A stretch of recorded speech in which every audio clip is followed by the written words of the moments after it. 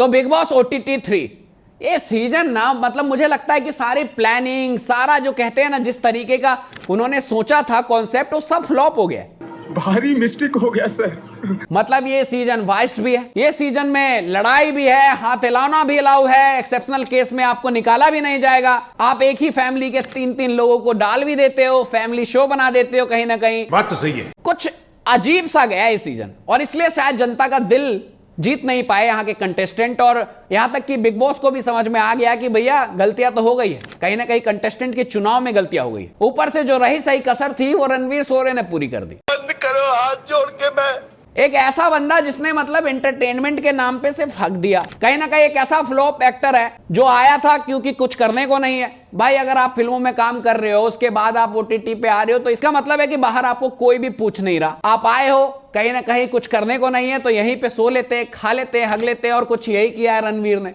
ऊपर से 1-2 जिम्मेदारी दी गई, हेड ऑफ हाउस बना, ठीक है बन गए भाई, लेकिन इतना ज्यादा वाइस्ट, मतलब आप नहीं हो सकते। आप एक गेम में हो, वहां पे आपको एज ए, कहते हैं ना कि हर चीज को देख के जज करके आपको करना चाहिए। आपकी बात बिल्कुल सही है। मैं नॉमिनेशन की बात नहीं कर रहा हूं, ठीक है, अरमान मलिक, कृतिका मलिक, ये सब आपके फ्रेंड है, उनको नॉमिनेट नहीं करोगे, लेकिन बिग बॉस ने पूरे सीजन के लिए अरमान को नॉमिनेट किया, तो ये राइट हेड ऑफ हाउस के पास कैसे चला गया कि भैया आप उसे भी बचा सकते हो जिसने चाटा मार के एक बड़े रूल का उल्लंघन किया है, उसके बाद उसे सीजन के लिए नॉमिनेट किया गया, और फिर भी आपको दिया जाता है मौका कि उसको बचा लिया जाए।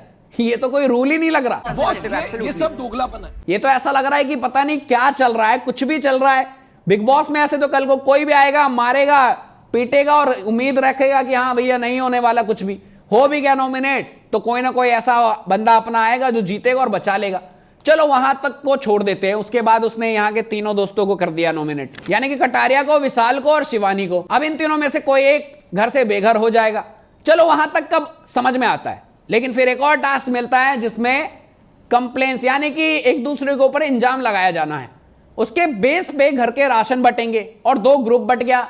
एक ग्रुप में भाई साई आ गए, अरमान मलिक और कृतिका मलिक, दूसरी तरफ ये चारों दोस्त और निजी भी थे साथ में। अब वहां पे कहीं ना कहीं हमें भी दिख रहा था उस टास्क में जितने इंजाम लगाए थे कटारिया ने, विशाल पांडे ने, उनकी टीम अल्टीमेट विनर दिख रही थी। वहां अरमान सिर्फ दोगला के अलावा कोई इंजाम नहीं लगा पाया। साई ने तो एक लगाया बहुत मुश्किल से, तो कहीं ना कहीं वहां जाके खुद भी एक्सेप्ट किया, और सारी चीजें, दूध इधर दे देना, घी इधर दे देना, सारे सामान वो 3 लोगों को दे देना, और यहां पे 5 बंदे हैं। ये कहीं ना कहीं मुझे अनफेयर लगा। बड़ा हरामी हो बेटा। और ये रणवीर सोरे अपने आप को शुरुआत से कह रहा है कि मैं गलत के लिए आवाज उठाऊंगा, चाहे कोई भी हो, मैं खुद देख नहीं सकता गलत करते हुए, और खुद भी अब गलत कर रहा है। भाई ये उम्मीद नहीं थी कुछ भी। कहीं ना कहीं अगर तुम में कोई चीज क्वालिटी नजर आ रही थी तो वो यही था कि तुम सही का साथ दे रहे हो, गलत नहीं हो रहे।